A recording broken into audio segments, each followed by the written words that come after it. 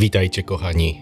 Dzisiaj zabieramy Was w Alpy Julijskie, na najwyższy szczyt Słowenii, Triglav.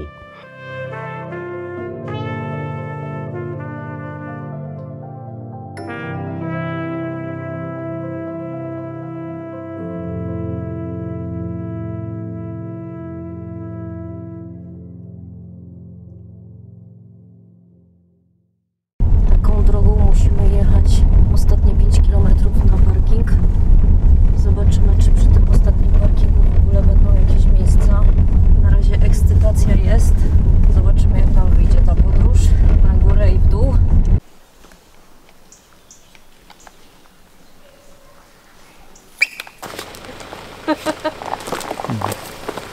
Właśnie ciężko wyjechać.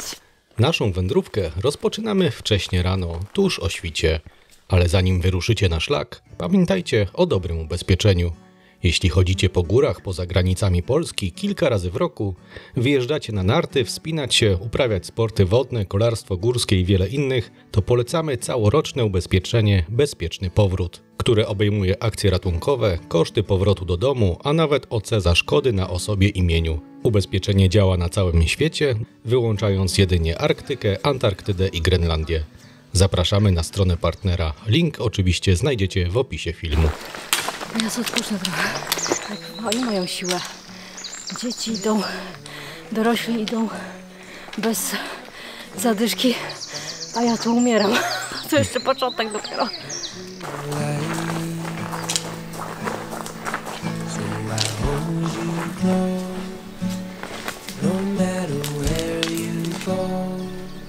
Przed 5 rano dojeżdżamy na parking przy lesie w Dolinie Krma. Parking, na którym cudem udało nam się zaparkować, jest naprawdę mały. Na oko nie więcej niż na 80 samochodów. Wiele osób przyjeżdża na niego dzień wcześniej i nocuje w samochodach, aby z samego rana ruszyć na szlak. Niektórzy stają gdzie popadnie, na przykład w zaroślach. Nie polecamy. Straż Parku Narodowego kontroluje tę okolicę dosyć często i można mieć z tego tytułu później nieprzyjemności.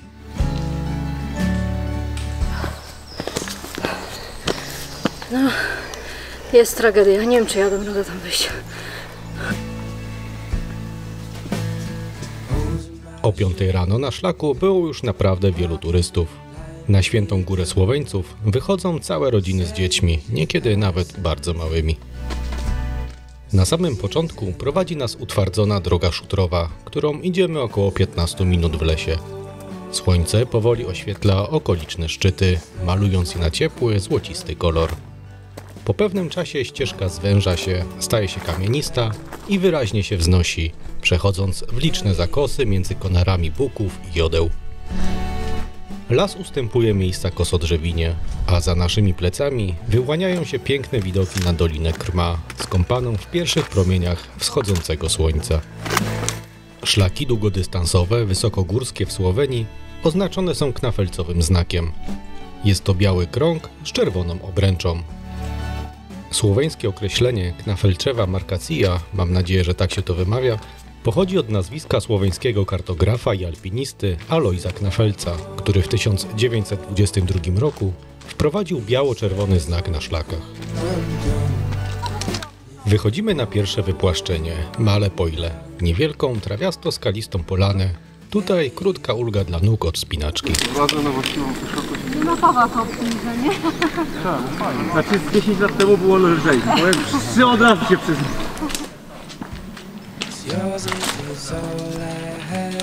W tym miejscu ucinamy sobie krótką pogawędkę z naszymi rodakami.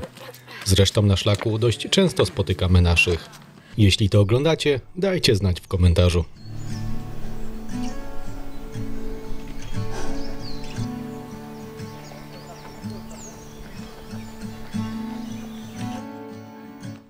Wreszcie trochę płasko. Ojej. O, drogowskaz. Wow, jak pięknie. Po kolejnych 20 minutach marszu po niewygodnych, sporych kamieniach dochodzimy do większej polany i pierwszego na naszej wycieczce drogowskazu. W tym miejscu chcielibyśmy zaznaczyć, że jeśli nie jesteście Słoweńcami lub nie macie kondycji rodem ze Sparty, to nie przywiązujcie się zbytnio do oznaczeń czasowych widniejących na szlaku. Naszym zdaniem są one trochę zbyt optymistyczne albo pokazują czas marszu bez odpoczynku. Teraz trochę po płaskim. Można odetchnąć. Jeszcze tylko 1600 metrów w górę.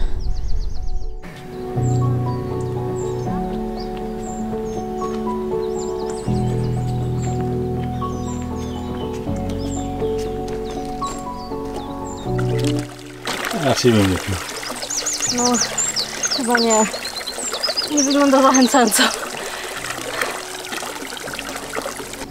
Po drodze przy szlaku możecie spotkać betonowe zbiorniki, tak zwane korita.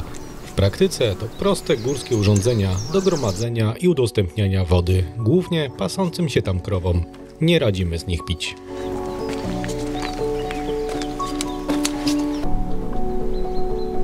Zaraz za wodopojem skręcamy w lewo na krótszy, ale bardziej stromy wariant szlaku.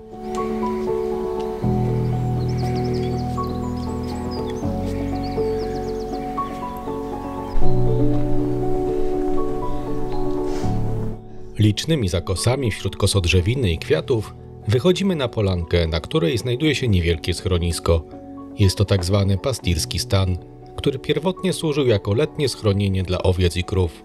Dziś głównie pełni rolę szałasu dla pasterzy oraz awaryjnego schronienia dla turystów z niewielką zimową izbą do przenocowania w razie nagłej potrzeby. Po krótkim odpoczynku, ociągając się, ruszamy dalej. No to do góry.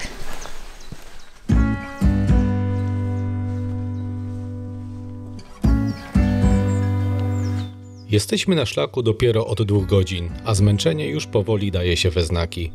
Początkowo idziemy ścieżką przez kosówkowo-jodłowy las, gdzie nachylenie szlaku jest umiarkowane.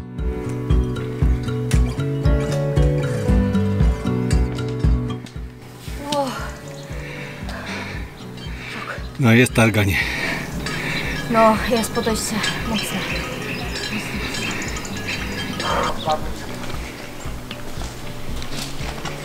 Zatrzymać. Jeszcze zeszło. Po około 100 metrach przewyższenia las się przerzedza i tu uwaga, w słoneczne dni wyżej już nie ma naturalnego cienia. Jest tak gorąco, że Piotrek odpina nogawkę. Ja niestety mądra wziąłem sobie spodnie nieodpinane i będę się gotować. Przed nami takie fajne podejście. Większość trasy biegnie stokiem o wystawie południowo-wschodniej, co oznacza bardzo silne nasłonecznienie od rana aż do wczesnego popołudnia. Przygotujcie sobie krem z filtrem i dużo wody. Przed nami strome podejście za kosami, które ułatwiają pokonanie kamienistego, luźnego pierzyska. Po przejściu tego odcinka teren zmienia się w otwartą przestrzeń usianą kosodrzewiną i pojedynczymi skałami. W oddali 500 metrów w górę można zobaczyć nasz pierwszy przystanek – schronisko górskie Triglawski Dom na Kredaricy.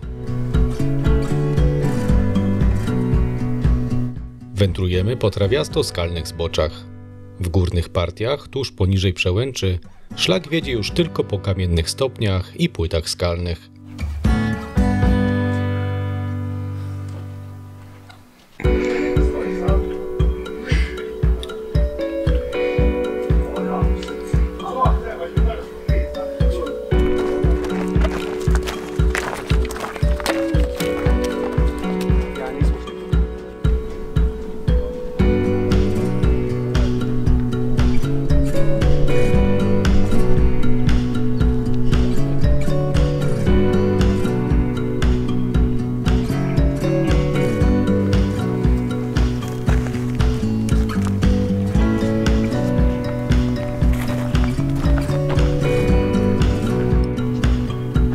Na Końskiej Przełęczy kierujemy się w prawo w stronę schroniska na Kredaricy. Drogowskaz pokazuje jedyne 1,5 godziny do celu. Jakoś nie bardzo chcemy w to wierzyć. Pierwszy odcinek trasy to wąska ścieżka o szerokości około metra, piaszczysto-żwirowa, miejscami pod stopami osypuje się luźny piarg. Jako dźwigowiec to powiem, że zaciski są źle założone. Powinny być na odwrót. Tu jest część jakby tnąca i ona jest na głównej linie. Powinna być po drugiej stronie, a od tej strony powinna być ta część szeroka.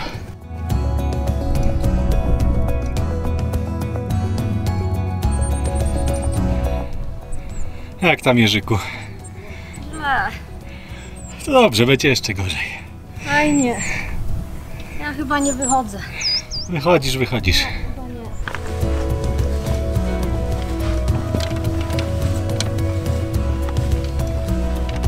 Drogi widzu, jeśli znalazłeś tu przydatne informacje i chciałbyś wyrazić jakoś swoją wdzięczność, możesz nam postawić wirtualną kawę na portalu Suppi. Link znajdziesz w opisie filmu, a wszystkim obecnym już darczyńcom serdecznie dziękujemy.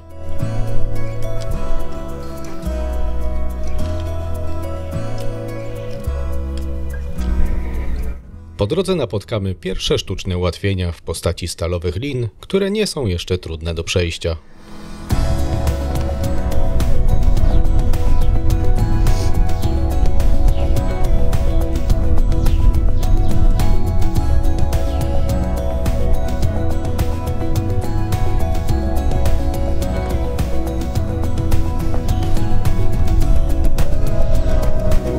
Szlak skręca delikatnie w lewo. Przed nami dosyć mocno nachylona ścieżka. W górnej części ubezpieczona stalową liną.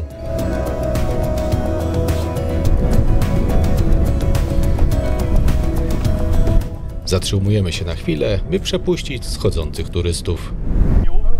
Kolejeczka schodzi.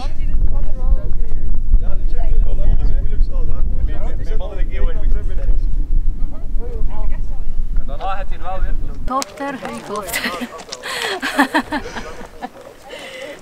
Najważniejsze, że wszyscy są w dobrych humorach.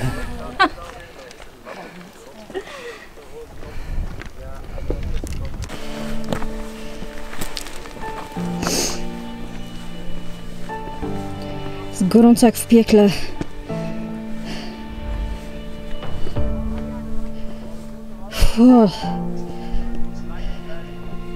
Piotrek daje radę.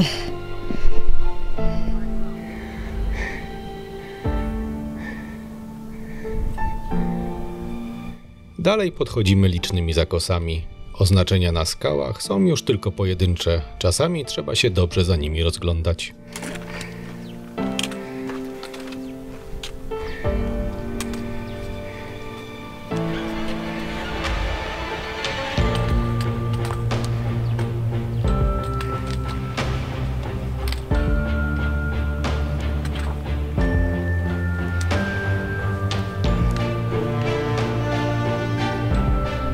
Dochodzimy do rozejścia szlaków, które nie jest nazwane.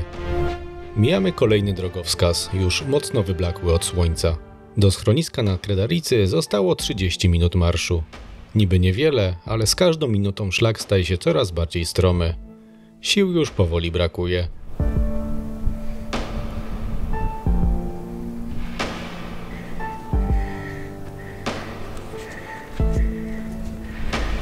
W tym miejscu warto zatrzymać się na chwilę i spojrzeć na ścianę Triglawa. Zwłaszcza gdy słońce podkreśla występujące miejscami czerwono-szare warstwy łupków. Tam gdzieś widać schronisko. Tu jest mały Triglav. Nie wygląda wcale jak mały. I gdzieś tam jest ten właściwy. Piotrek dalej drze pod górę. Nic go nie rusza. Ja już umarłam 5 razy po drodze, a ten idzie. Chodzą ludziki ze schroniska. Jedni wchodzą, drudzy schodzą. Już niedaleko. Jeśli dobrze się przyjrzycie, z tego miejsca zobaczycie turystów wspinających się po szlaku na Mały Triglav, a trochę bardziej na prawo znajduje się najwyższy szczyt Słowenii.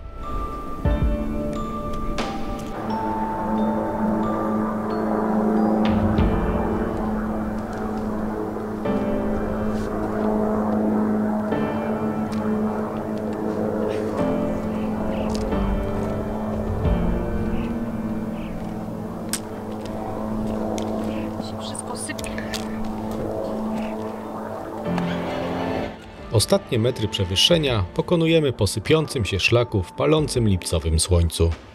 Po 5,5 godzinach od startu dotarliśmy wreszcie do schroniska.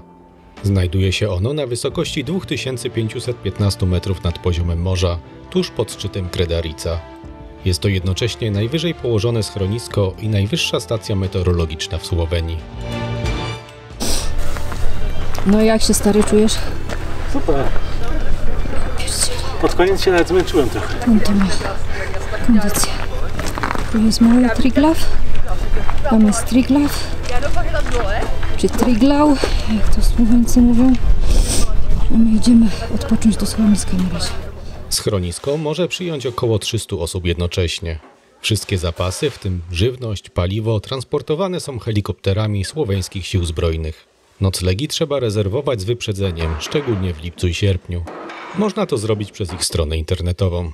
Jeśli wybieracie się na ten szlak, musicie ze sobą wziąć bardzo dużo wody albo bardzo dużo pieniędzy. Ceny w schronisku są jak dla nas bardzo wysokie. Można płacić kartą, jednak warto mieć ze sobą gotówkę, gdyż terminal bywa zawodny. Tu chyba kogoś poniosło, że ja tam w godzinę wyjdę. Chyba nie.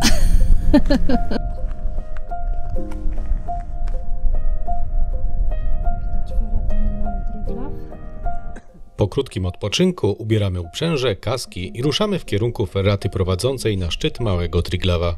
Pora jest dosyć późna, w związku z czym na trasie widać sporą ilość turystów. Szlak na początkowym odcinku biegnie lekko w dół po nieprzyjemnym piarżysku, które zmienia się w płaskie płyty i większe kamienne stopnie, już lekko zwrócone ku górze.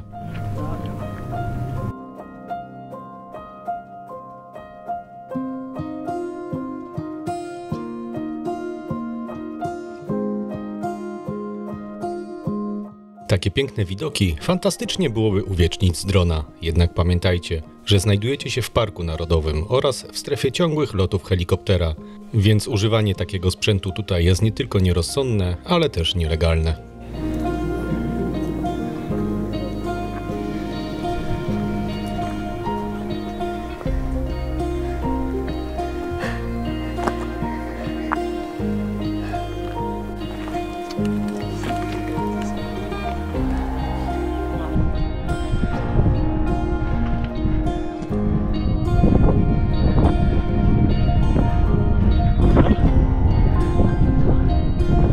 Krótka wspinaczka po skałach i jesteśmy przy czerwonym oznaczeniu drogi na szczyt, zawarowana plezalna pot. W dosłownym tłumaczeniu ze słoweńskiego to zabezpieczona droga wspinaczkowa, odpowiednik Via Ferraty. Oznacza to, że na odcinkach o dużej ekspozycji, pionowych ścianach, kominkach czy przewieszeniach zamontowane są stałe elementy asekuracyjne, stalowe liny, które pozwalają przypiąć się lążą ferratową i poruszać się bezpieczniej, nawet gdy podłoże jest śliskie czy wąskie.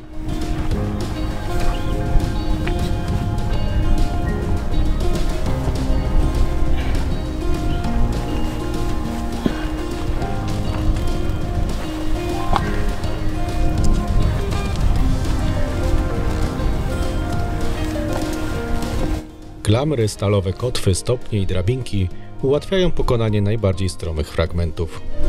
Większość z tych znajdziecie na trasie prowadzącej na szczyt. My na samym początku nie korzystamy ze sprzętu do Via Ferraty. Nie wpinaliśmy się, bo nie czuliśmy takiej potrzeby. Pamiętajcie jednak, że każdy z nas jest inny i lepiej się wpiąć dla większego bezpieczeństwa.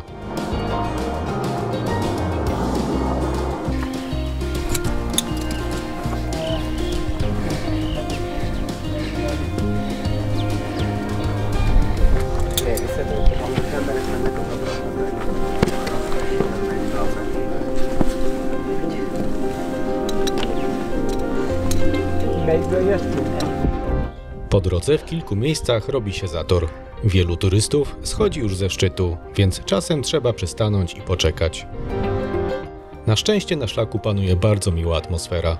Można liczyć na ciepłe słowa czy pomoc, a uśmiech czy gest ręką pokazujący, że można nas wyminąć, jest zrozumiały w każdym języku napotkanym na trasie.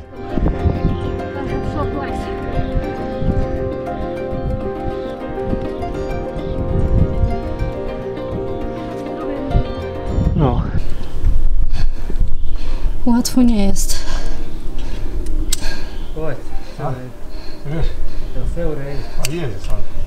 Tu już nawet Słowacy się wpinają, więc chyba trzeba... Boże, Słoweńcy, co ja gadam.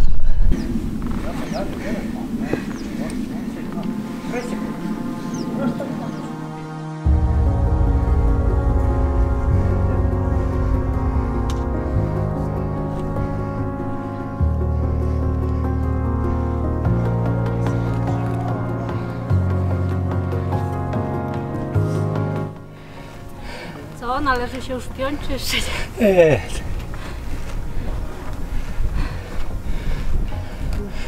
To jest jak Giewont. Jak co? Jak Giewont. No, nie wiem, który.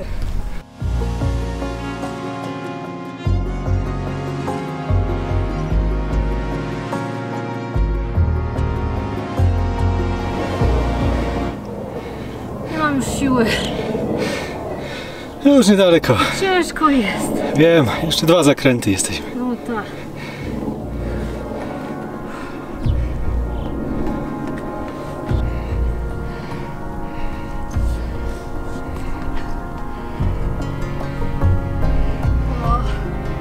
Jest no masz tango.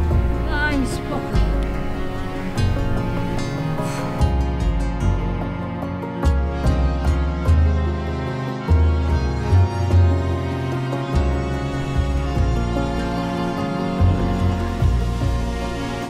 The worst is over here. This is the last 50 meters and then it's much easier. Really? Yeah. I love you. One more, but it's not that hard.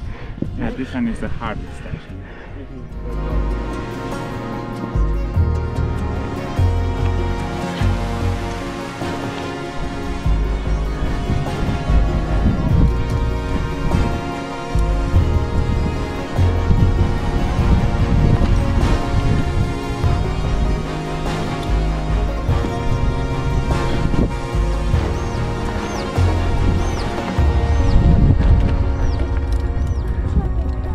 Ja, czekam.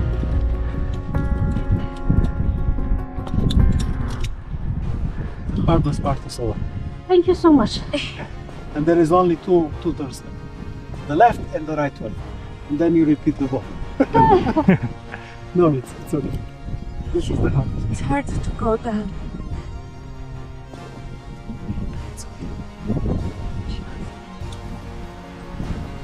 You can do it. I have no other choice, do I? Helicopter.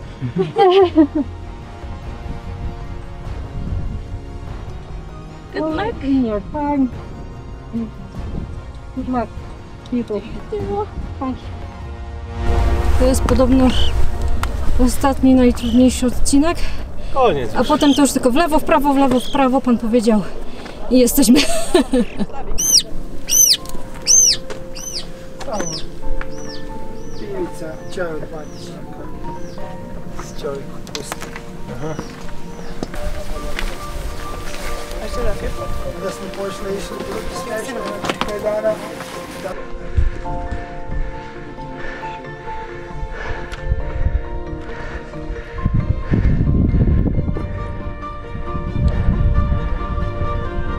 Idź tak na lewo.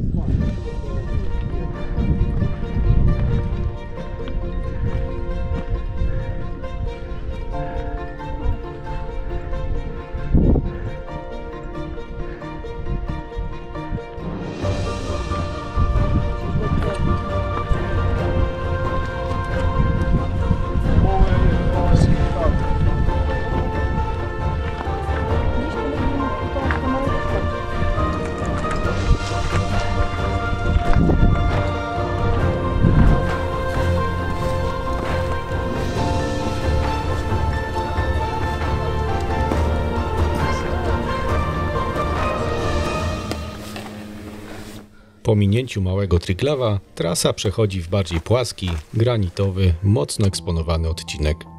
Momentami ścieżka ma tylko około pół metra szerokości. Przepaść jest z obydwu stron. Nie jest to trasa dla osób wrażliwych w jakimkolwiek stopniu na ekspozycję.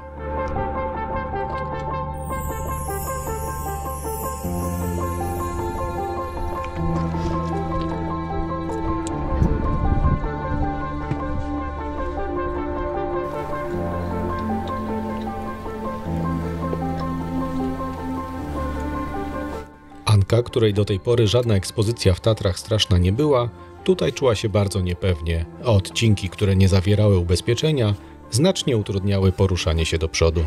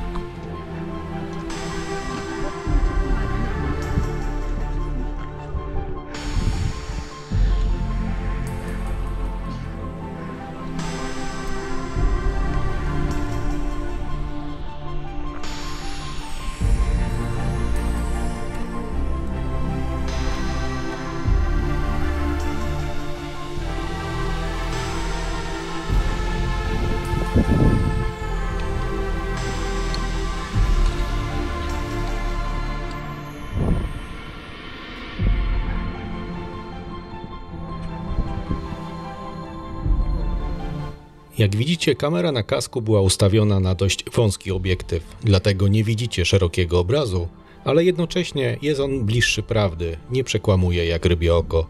Starałem się wybrać ujęcia, na których jak najwierniej możecie zobaczyć szlak oczami osoby poruszającej się po nim, bez wyolbrzymiania stromizm i przepaści.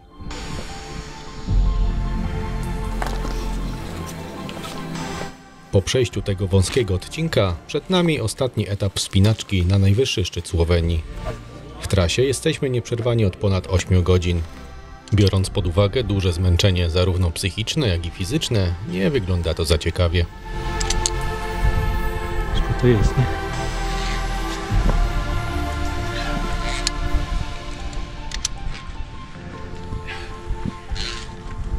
Się można też przychodzić.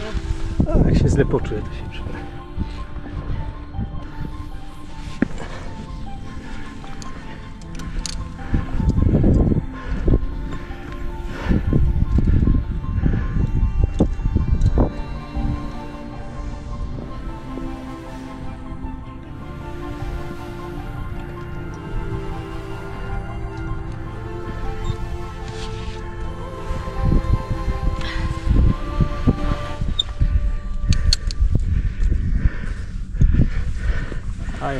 Hej. Broken rope. Słucham? Broken rope. Aha, okej. Jo, česky? Nie, polski. Je jenom jedno vlákno, jo? Jenom, fakt jako jenom jedno lanko. Dobra, dobra. A je to tak 4 okna 5, Aha, takže bacha na to. dobra, dziękuję.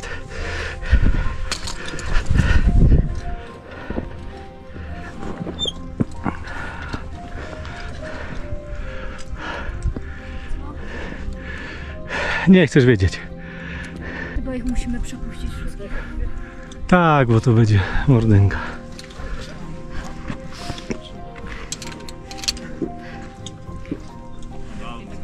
7,50 to nawet w 8 nie wyjdziemy. A jak w 6 zejdziemy, to będzie dobrze. Jak co? W 6 zejdziemy. Szczerze spokojnie, bo to jest krótsza droga. A tamto schronisko jest już zaraz koło tego siodła.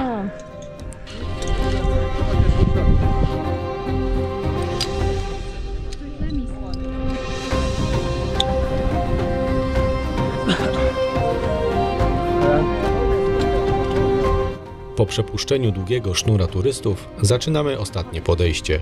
Jeszcze mijanka z kolejnymi schodzącymi turystami na chyba najwęższym odcinku trasy oraz ponowne spotkanie z rodakiem z Polany.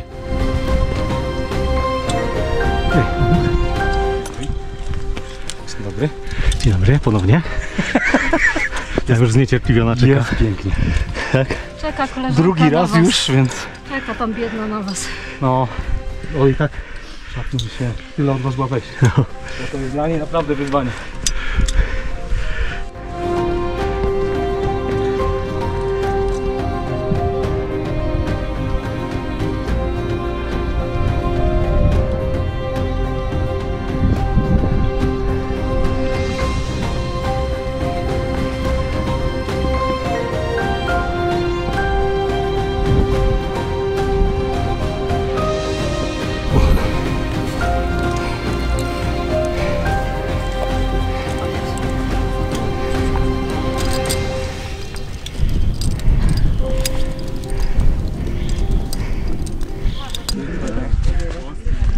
Mam dosyć. Siądźcie na tym się fajnie. Teraz się popłaczę.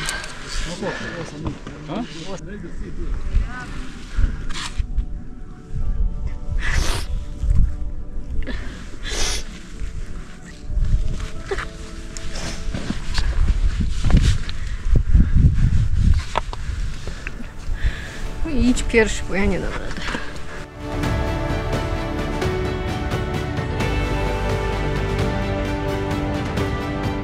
Pierwszy raz w życiu się poryczam ze zmęczenia. Wcale mi się tam nie chce wychodzić. Nie mam już siły kompletnie.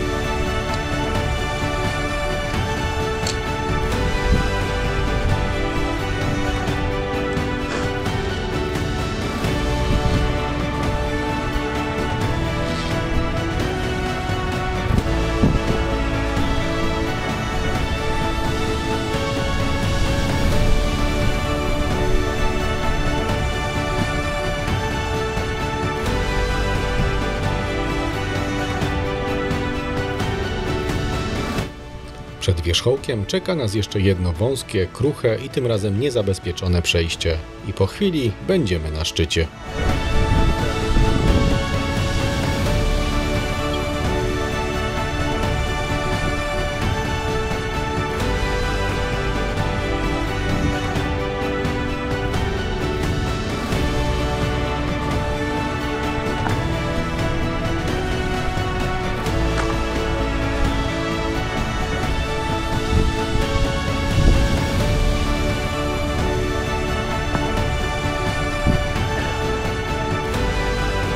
Krok za krokiem, resztkami sił pokonując olbrzymie zmęczenie, walcząc ze strachem i łzami, po ponad 8 godzinach stajemy na Triglawie.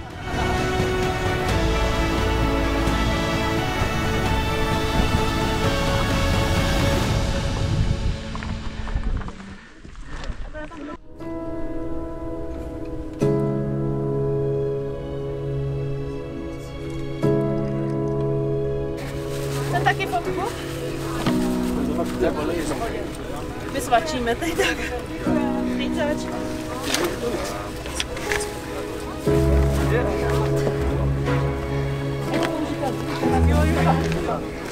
Dramat.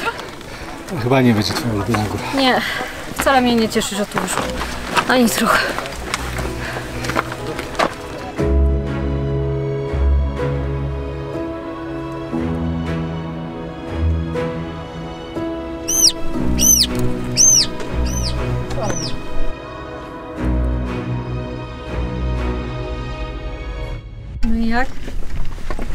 Fajnie. Wyjście było spoko, tylko zastanawiam się, którędy zejść. Triglav jest nie tylko najwyższym szczytem Alp Julijskich i całej Słowenii, lecz także centralnym punktem Tryglavskiego Parku Narodowego. Nazwa Triglav oznacza dosłownie 3 głowy. Odnosi się do charakterystycznego, trójwierzchołkowego profilu widocznego zwłaszcza od strony południowo-wschodniej, a według legend nawiązuje do dawnego bóstwa górskiego. Góra ta jest na tyle ważnym symbolem narodowym, że znajduje się w centrum herbu i na fladze tego kraju. Na samym wierzchołku stoi biała, cylindryczna wieża zbudowana w 1895 roku na zlecenie księdza Jakoba Aliarza. Od tego momentu Triglav na zawsze stał się słoweńskim symbolem narodowym. Stanie na jego szczycie i podziwianie widoku od Adriatyku po Alpy to marzenie wielu Słoweńców i wspaniałe doświadczenie dla turystów odwiedzających ten kraj. Ze szczytu można zejść na 3 sposoby. Pierwszy wariant to ten, którym wychodziliśmy, czyli ze szczytu idziemy w kierunku Małego Triglava. Następnie na lewo do schroniska Triglavski Dom i większość turystów tak robi. Drugi wariant jest podobny z tym, że na Małym Triglawie odbijamy w prawo i przez Tryglavską Przełęcz schodzimy do schroniska Planika. Trzeci wariant, chyba najgorszy naszym zdaniem, to zejście trasą goriańską przez Tryglavską Szkrpinę do schroniska Planika. Zgadnijcie, którym wariantem poszliśmy.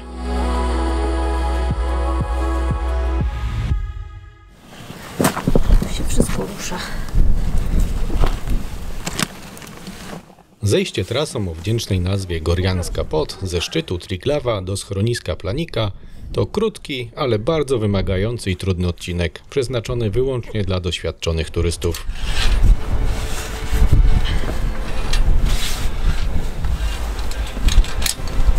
To musisz tak poniżej skały wpiąć, bo... Widzę, że tu jest tak. Zaraz za wierzchołkiem schodzimy z sypkim, nachylonym terenem nad przepaścią. Po kilkunastu metrach można na chwilę odpocząć psychicznie, bo jest się czasem do czego wpiąć. Schodzimy po niemal pionowych płytach, w niektórych miejscach wspomagając się pojedynczymi stalowymi linami, klamrami i kotwami. Znaczna część trasy biegnie w pełni eksponowanym terenie bez stałej asekuracji.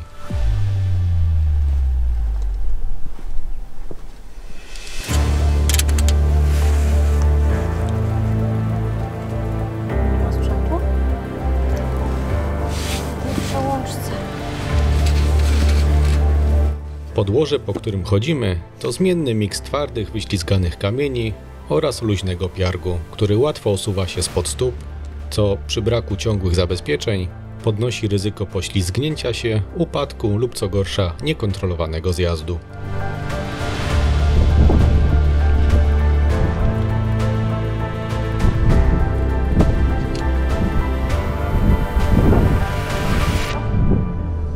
No dobrze.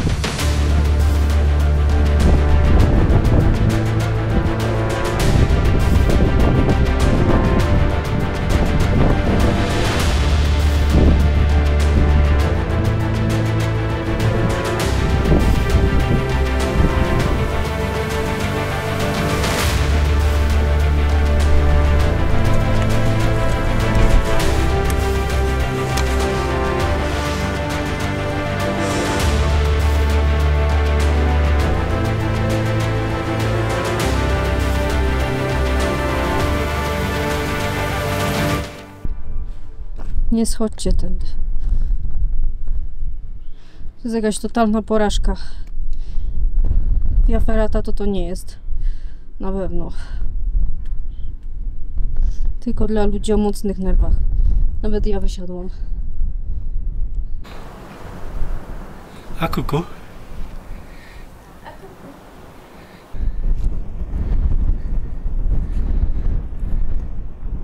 Dochodzimy do Tryglavskiej Szczerby, gdzie znajduje się chyba najgorszy moment na trasie.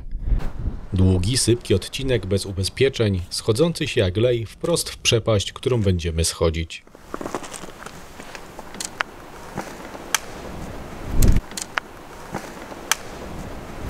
Słuchajcie, podobno najtrudniejsza część tego. Jak tu zejdziemy, nie wiem ile mówił ten Słoweniec 200 metrów w dół? To już będzie po płaskim? No całkiem możliwe. No dobra. Został nam do pokonania ostatni, najbardziej pionowy odcinek. Na szczęście w większości ubezpieczony.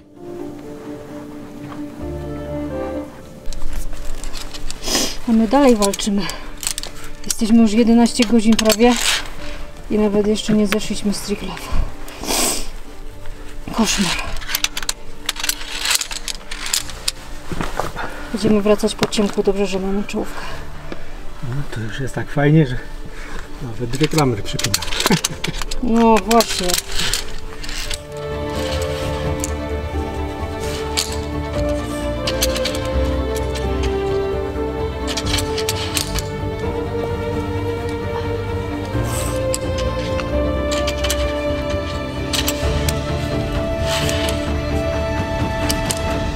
Tu jest niezły hardcore.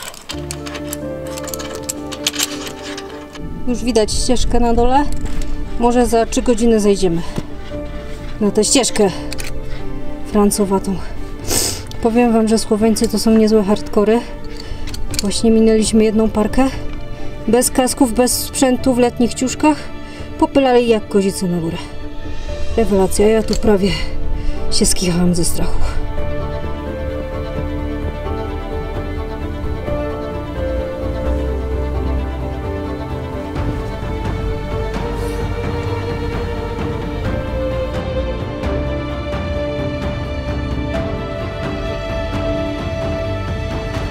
Ścieżeczkę widać, Boże. Byłem tak jak w Sex Misji. Bocia, jesteśmy uratowani. Kurna.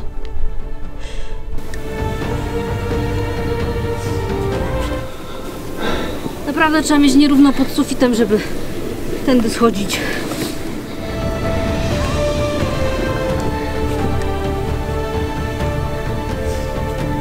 Jak się, kochanie, czujesz po zejściu ze szlaku? Przepraszam, co to było? Hardcore totalny. No muszę powiedzieć, że gdyby nie mój mąż, to ja bym chyba helikopter wzywała. Serio mówię, bo to koszmar, po prostu koszmar. To zejście to radź se, człowieku. Masakra. Ale już za godzinę będziemy w schronisku. Może. Też może trzeba było zejść troszkę tym szlakiem. Zobacz, widzisz, tam ludzie schodzą też do tego schroniska. Poszli sobie tym prostym. Ale jak tam jest, też nie wiesz. No słuchaj, zobacz, oni zbiegają jak młode kozice. Chłopie, na pewno lżej niż tu. Dobry jest. Dobry szlak do wyjścia. Tak, tędy się nie schodzi. Nie wiem, czy dobry, ale na pewno lepiej wychodzić z tym niż schodzić. Jak jesteś taką melepetą jak ja, to na pewno tędy nie schodzi.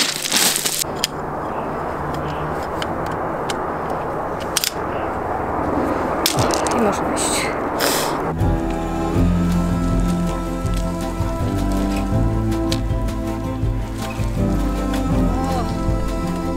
Po przejściu 200 metrów w dół docieramy do piarżyska, pośród którego widać łatwą ścieżkę prowadzącą pod schronisko. Wyciągamy kije trekkingowe i wspierając na nich zmęczone ciała, kierujemy się w stronę planiki.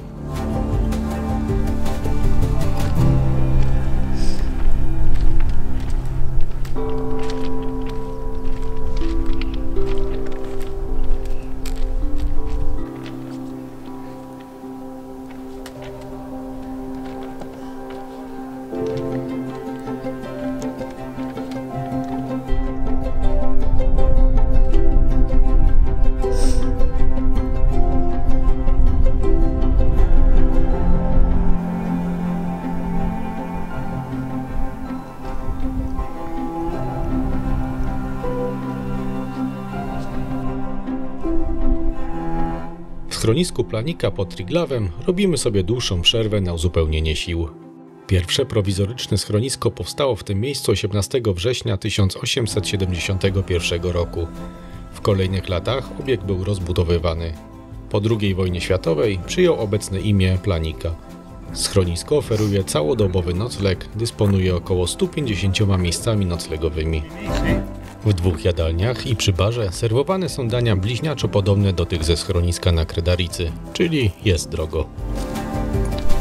Po odpoczynku ruszamy w dół w kierunku Końskiej Przełęczy. Szlak z początku biegnie dosyć łagodnie w dół, piarżystymi zakosami. Kijki bardzo ułatwiają wędrowanie. No jak się idzie? Jak na pierwszy raz z kijkami, to całkiem nieźle. Okoliczne szczyty zaczynają powoli przybierać ciepłą barwę. Jest to znak, że trzeba trochę przyspieszyć kroku, aby zdążyć na parking przed zmrokiem.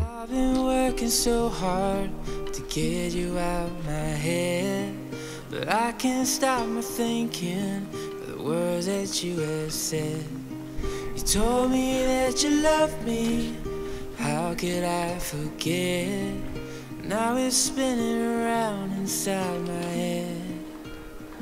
So I hold on, however long, till we both rocking on the porch. Yeah, I hold on till the morning comes. Promise that you'll be in my arms. Dochodzimy do Przełęczy i wracamy już po własnych śladach, czyli tym samym szlakiem, którym szliśmy rano.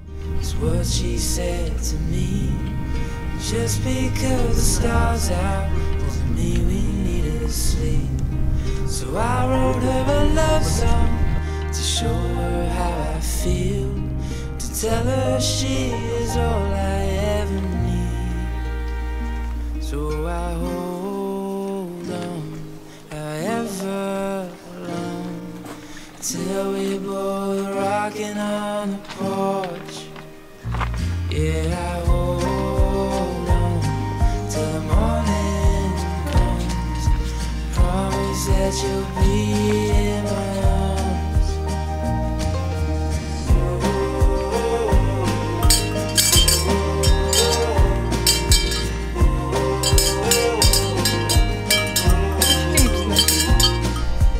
Mijamy pasące się krowy i doliną Krma, zmęczeni, ale szczęśliwi, docieramy do samochodu.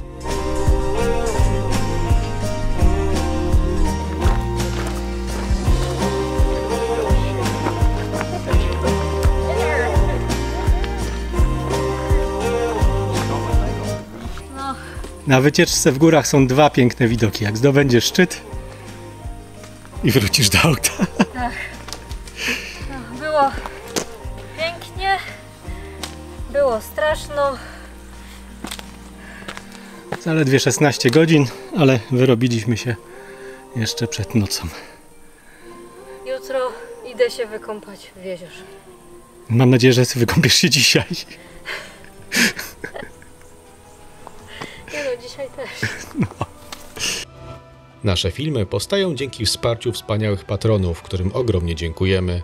Ty też możesz do nich dołączyć na platformie Patronite. Wesprzeć można nas również kupując nasze kubki, bluzy czy koszulki. Wszystkie linki znajdziecie w pierwszym komentarzu i w opisie filmu.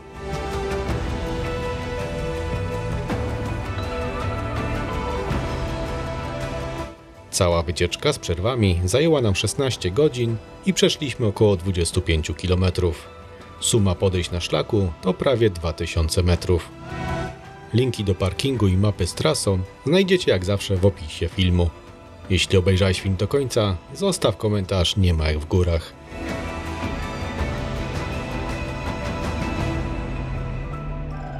Dzięki za oglądanie i do zobaczenia na szlaku.